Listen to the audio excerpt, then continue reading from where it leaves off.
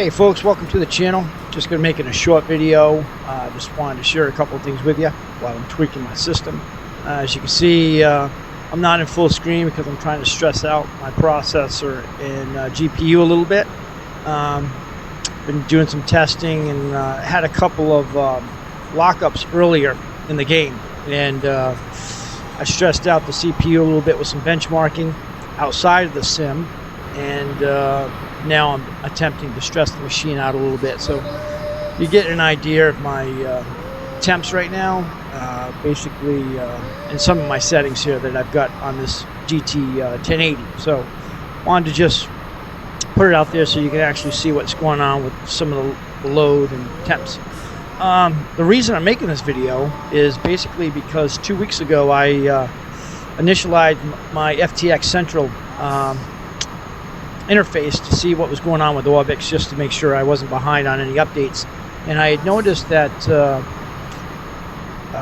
there was an update to actually install Orbx Vector, which I guess they had finally finished patching for Prepar3D version 4. So after installing the Vector and enabling everything, I basically jumped in the sim, and my default flight is out of Key West, Florida. So I ended up jumping in the game, scenery loaded, everything was fine. I was flying around Key West and decided to do a flight out of this Payweir 29 Palm scenery here that I have.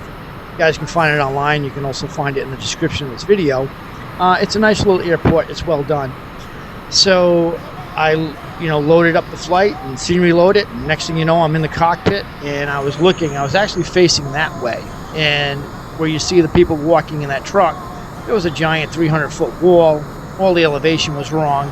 The aircraft were up in the air, and no matter what I did, I couldn't get it to actually run right. I uninstalled both Vector, the scenery, changed the order of installation, also added the scenery just to an add-on folder, enabled it in the game, and changed the priority in the priority list, and it didn't work. So I was actually unsuccessful at getting the scenery to work. So Prepar version 4 is still pretty new, and a lot of developers are still in the process of updating software packages to get it to be, I guess, 100% compatible. So with that said, it might need some more time. If anyone has any information or is able to actually get Vector in this airport to work properly, let me know. Shoot me a PM or something. Let me know on YouTube, and maybe you can help me sort it out. But that's it. I'm in this scenery in this aircraft, stressing out the machine, and see if we get any more lockups. So let's go ahead and taxi out to the runway. I'll do a few laps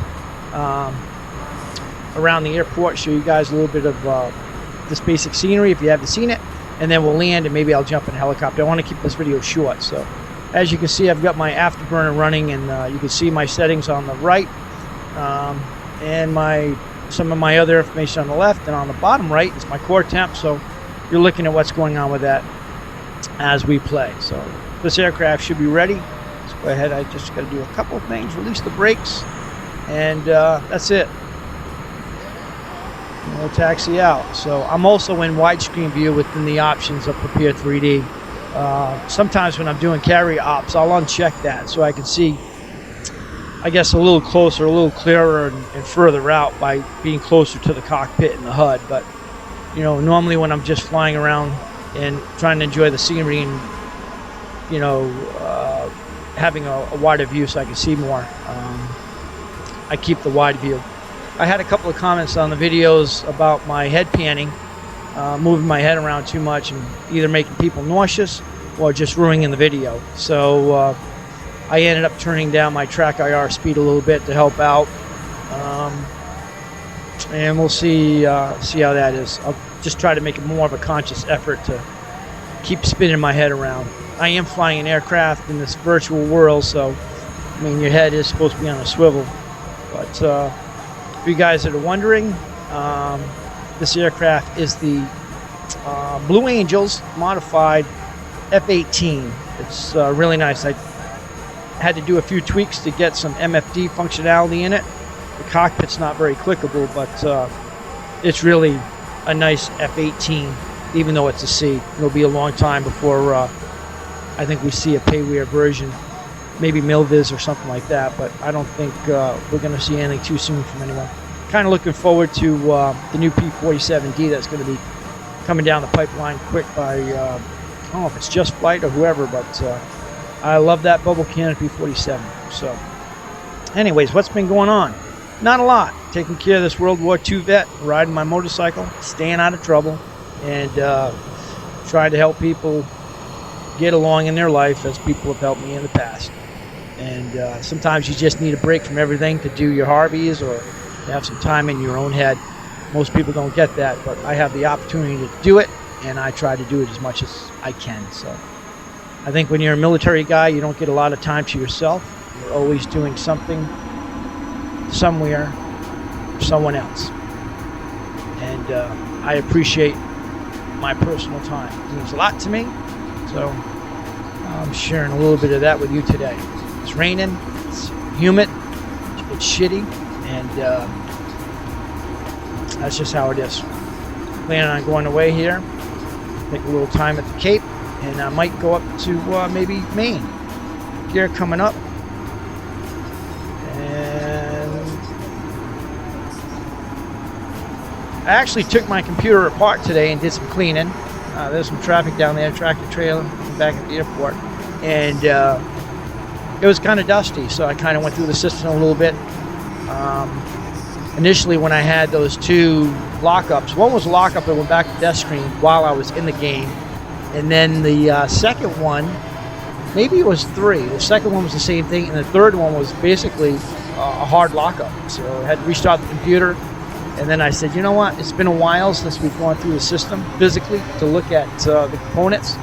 So it was raining. I had to put a waterproof bag on it, drag it outside, go into the garage, get the compressor, and take the machine apart and just kind of see what was going on. I took a very good look at the video card. As you can see, I've got some overclock on it, but I ended up putting it back together after cleaning it out, brought it in here, benchmarked it for an hour at this speed that you currently see with those settings on the right, and there wasn't any issue. So if there is an issue, it could be related to FSX. You know, as you change things and add things, you just never know if you're going to add something that the sim's not going to like, or who knows.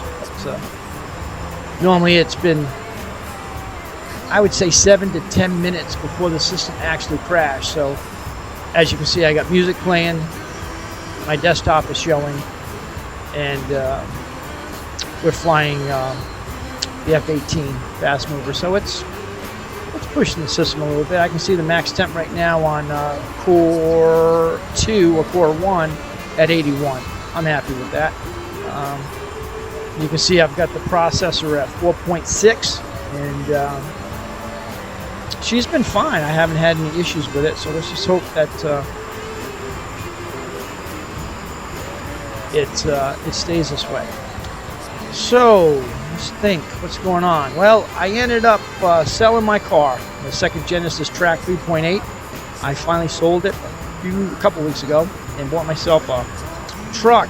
I was looking for a truck because I'm still here in New England, even though 2 years ago I said I'm going to be getting out of here and headed to warmer climate. It did not happen. I ended up getting into a situation to where I guess in some ways you can say it's a great experience for the right person. But I've been looking after a World War II vet, and he's almost double my age, but he's actually become probably one of my best friends. And he is a pain in the ass.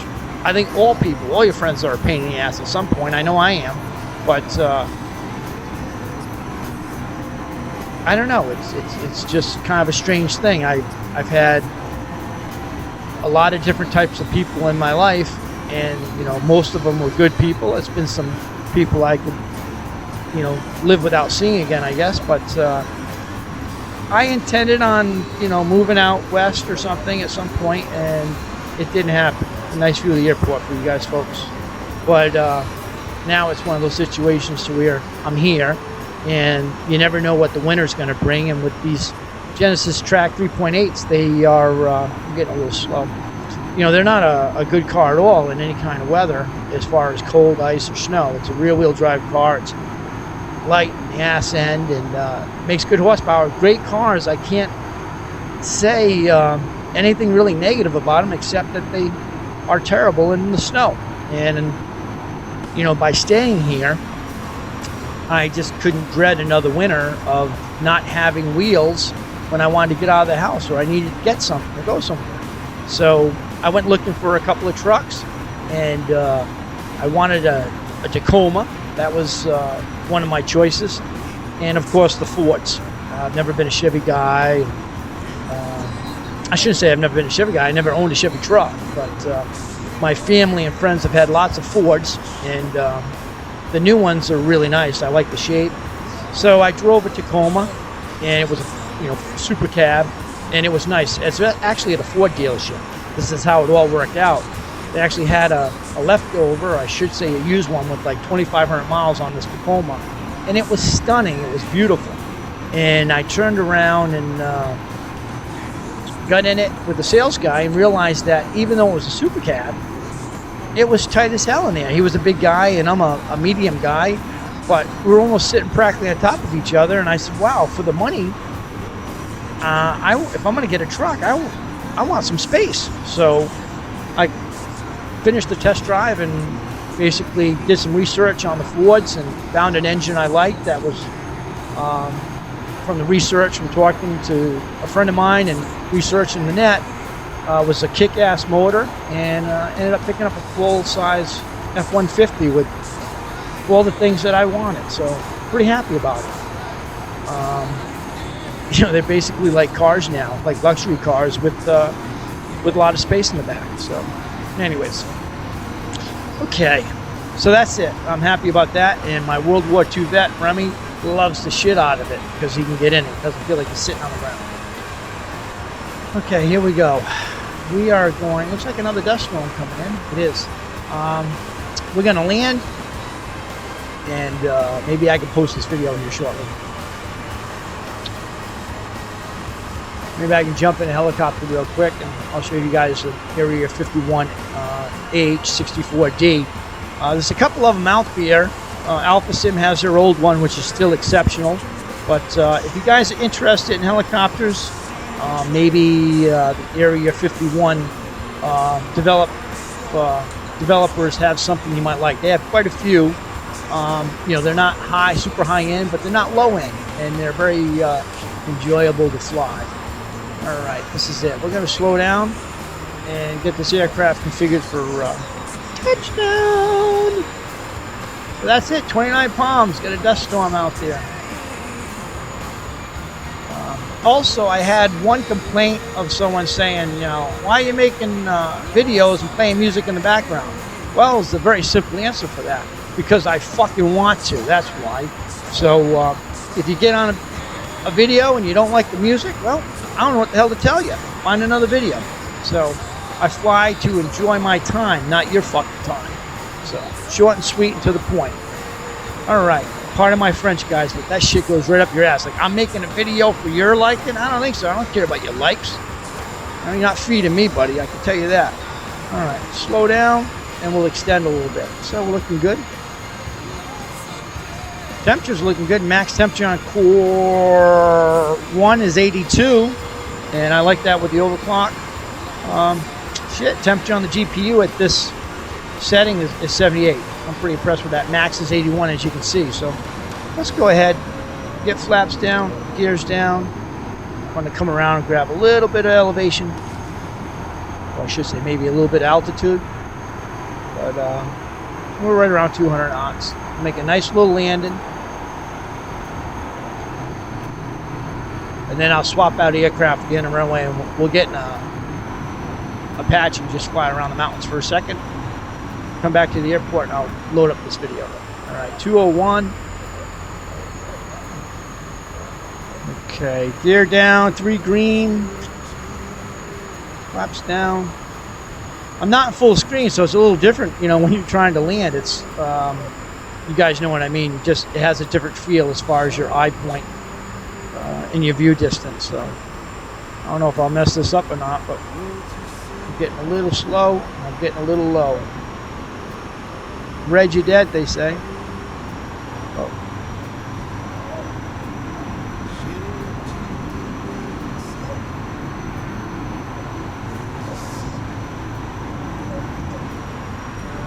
That looks pretty good. Coming off the throttles.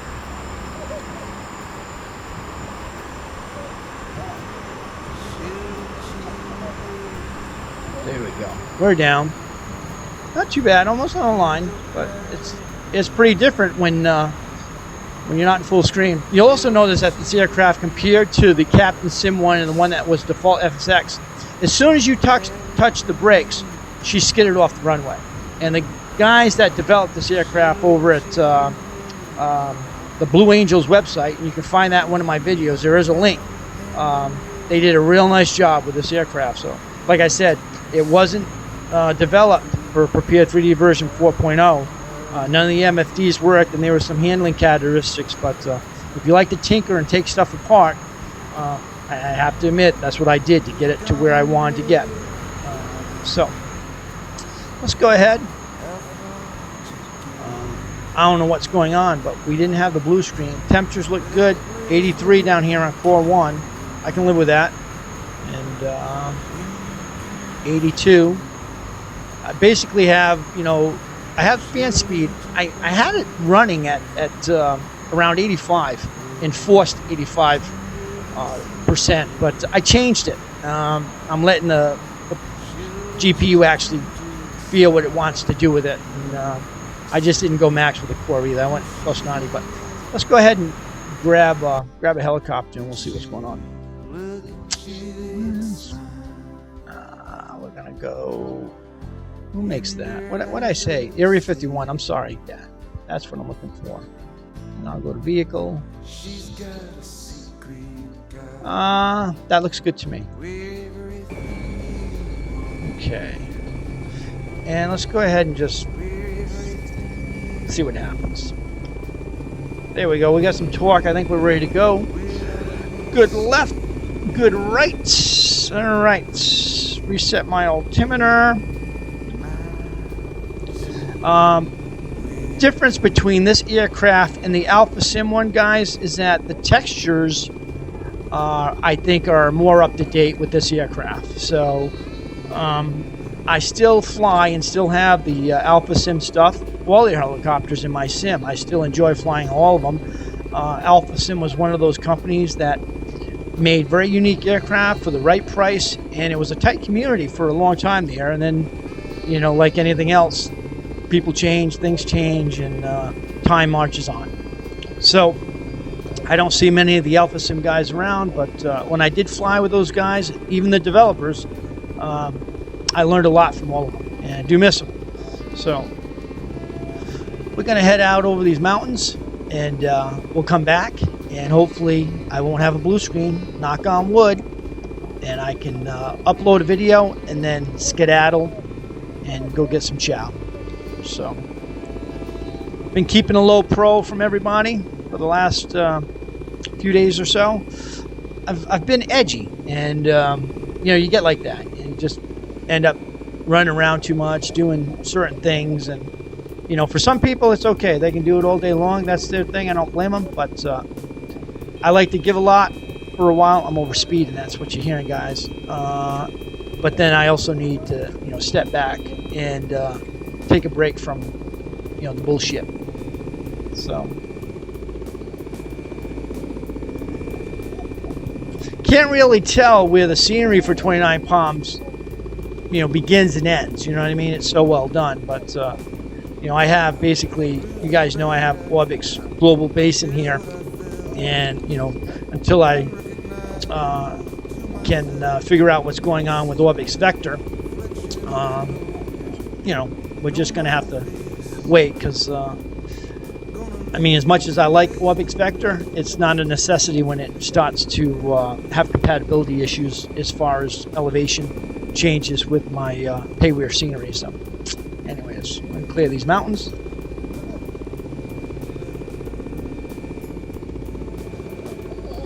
We got some AI traffic. You know, I really have to say that I'm enjoying version 4. I was running 2.5 for many years and just didn't jump on the update bandwagon real quick, so I kind of missed, you know, 3 and 3.2 and 3.4, and I'm not sure. I guess that 3.4 might have been the last one, but when there was rumors of the 64-bit version coming out, I basically said, wow, if that's the case, I will be making that jump. I mean, I'm not going to say, is it the perfect flight sim? Well, I'm not the perfect flight simmer, but it's perfect for what I want it for. I'm going to rip this main rotor apart if I don't slow down, but I'm pretty impressed by it. So, anyways, so today is a hot, rainy, kind of humid day. Can't really say that I like this weather. I'm not looking forward to winter, but I am looking forward to the fall colors. And looks like we're going to have a trip down to Florida with some good friends of mine. Might get a couple of track days in. Got a couple of my buddies racing down at Daytona. And, you know, the other day I was taking a walk in the woods. I was doing a hike, and I was actually thinking, you know, we're always putting shit off. And I know you guys have watched the videos, have heard it a million times. You're like, you know, we've got to do this, and we've got to do that, and we're running out of time, and this and that and everything else. And the reality is, even though you say it, and I'm not even sure if half the people that say it actually realize it, but it's one of the most honest statements that you can actually say to yourself and admit and go, we're running out of time. We're running out of time to do all the things that we wanted to do. We're running out of time to take the trips and make memories and tell your kids you love them if things are bad and look out for others. And, you know, we're always postponing. We're always, you know, whatever. And there's also that little part, there's a little level of forgiveness that eventually, not for everyone, but for some people, you might have to actually start thinking about forgiving some people around you. Maybe, you know, you're mad at someone. Maybe you've had a bad experience, or maybe, you know, you haven't contacted a loved one for a while, or whatever it is, you know. But, you know, some people, you know, you get to a point where, well, I'll never talk to that person again, or I'll never do this again, and I'll never do that again. And everyone has those bad moments with their family and friends, but, you know, maybe there is a heaven. I don't know. I'm not a religious person, but I'm not going to live my life like there is, because I think in some ways, when you believe in things like that, it's almost like a way out. Just feel good about, well, you know, I'm going to go to heaven when I die. That's a nice thing to say, and I hope it's true. But what if it's not true? What if there is no heaven? What if it's just death? That's it. You know, maybe a spiritual thing or something like that. But if you're thinking that you're going to catch up with loved ones and friends and, you know, settle up on the other side, you might be shit out of luck. So I don't know why I'm mentioning this today, but I guess I was thinking more or less of people that have come into my life and gone out of my life, and maybe not all of them I treated right or said the things I should have said when I had the opportunity to. And now some of them I actually can't find. And maybe one or two are dead. Well, maybe more than one or two are dead. A few of them are dead. But I guess the point of what I'm trying to share with anyone who watches this video is that if you got a problem with someone, maybe you should address it instead of just run away from it.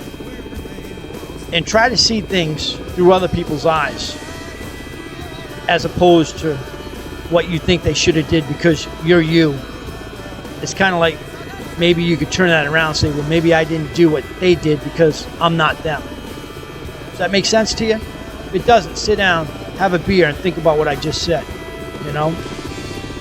I guess maybe we judge people by what we expect them to do, as opposed to just accepting what they do because that's just what they do, you know?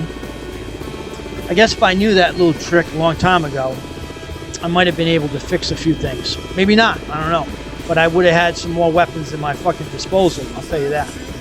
Well, we're back at the airport. The sim has not crashed. Max temperature on core 1, as you can see, is 83. And the rest are staying below 80. I'm happy with that. Max temp on the GPU is 82. And it looks like, well, GPU is 96%. I'm pretty happy with the way this is going. So the sim is at 2715 by 1527. And I won't lie to you. The GPU, or not the GPU, but the graphics in the game are turned pretty high. And yeah, so maybe we're in the, I don't know, maybe we're in a better place than the computer was or the game was this morning, because she locked up 3 times with basically a hard lockup that required a hard boot. So we've cleaned the system, took it apart, blew everything out, and I actually moved the system. I forgot to mention that too. I put it in a place where I think she'll breathe just a tad better.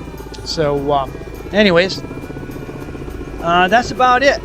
I got to take a shower and I got to do some push-ups. I've been doing my curls while the system was benchmarking earlier, but like I said, I benchmarked it for an hour.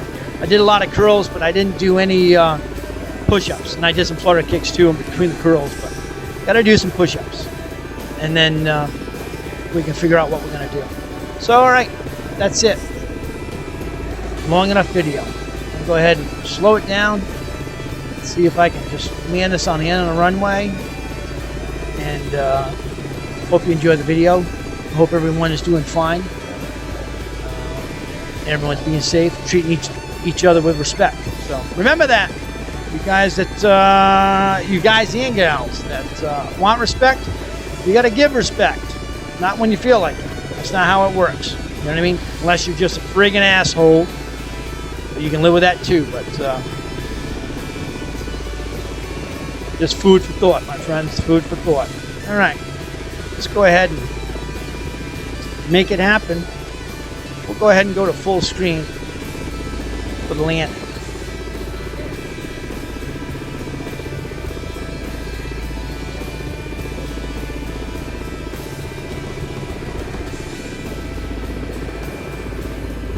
Nice helicopter.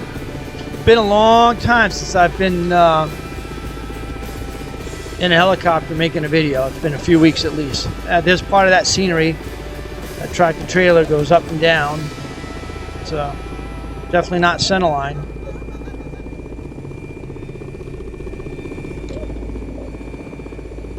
So again, this is Area 51's64-bit version of this helicopter. If you guys are interested, and this is 29 Palms payware scenery. You can find it online.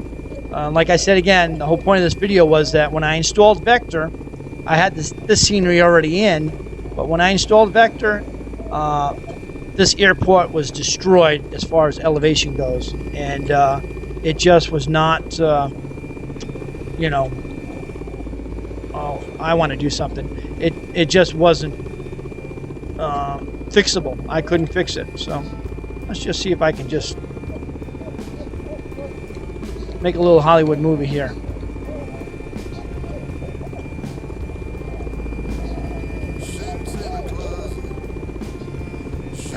I'm struggling a little bit, but we're doing it. So I think part of the, well, this scenery is these tractor trailers.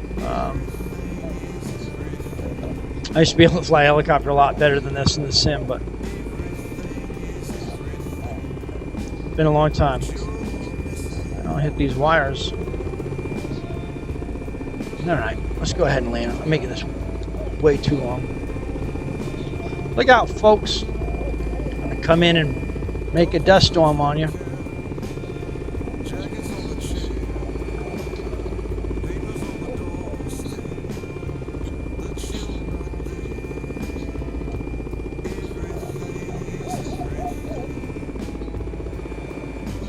That's it. We're going to put her down right here. Well, that's it, folks. I'll give you guys an outside view of the Area 51. I think I might have done a couple of tweaks on this, but I'm going to admit it's it's worth the money. Area 51 is not super high price. It's not a super clickable, 100% absolute aircraft, but they have some good deals over there, interesting aircraft, and they're fun to fly. So can't say a bad thing about them as far as I'm concerned. That's it, folks. You guys take care. Have a great day, and be good to each other.